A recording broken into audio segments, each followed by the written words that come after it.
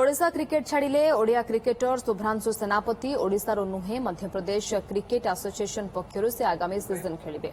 यह तांकर व्यक्तिगत निष्पत्ति और करियर को नजर रखी एभली पदक्षेप नैथिबा कहछन्ते शुभ्रांशु। मध्यप्रदेश क्रिकेट टीम पक्षर प्रस्ताव मिलिथिबारु सेमानंकु सहमति दैथिबा शुभ्रांशु कहछन्ते। आगामी दिन में पुणी ओसीए को फेरिबे बोली कहछन्ते से। तेबे ओसीए संपादक संजय बेहरा कहछन्ते जे ओसीए सबु प्रकारर सहयोग खेलाड़ी को जोगाउछि। शुभ्रांशु जहाँ भी निष्पत्ति नैछन्ते तांकर व्यक्तिगत निष्पत्ति। कहि गोटे बेटर अपॉर्चुनिटी सेमती आपन जो कहते ओडिशा छाड़िया कथा ओडिशा सब बड़े माने बहुत क्लोज मोर बहुत इवन कहे यदि मो हृदय अच्छी किंतु जेहेतु गोटे अपॉर्चुनिटी आसी जन एत बड़ कोच मत अप्रोच कर तो मध्य प्रदेश तो से अप्रोच कर तो मुझे चाहूँगी कि गोटे चांस ने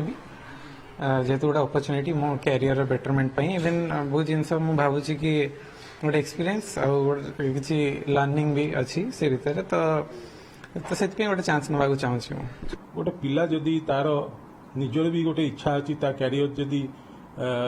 चंद्रकांत पंडित को माध्यम हो पार तो ओडिशार पिला जो स्टेट में खेलू जदि सी आज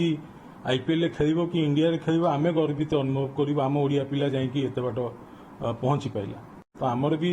सपोर्ट ता संगे थिला जदि सेटा चंद्रकांत पंडित को माध्यम हम आम भी से भी आम खुशी हबू किंतु दुखदायक घटना या जो विभ्रांतिकर अच्छे ओसीए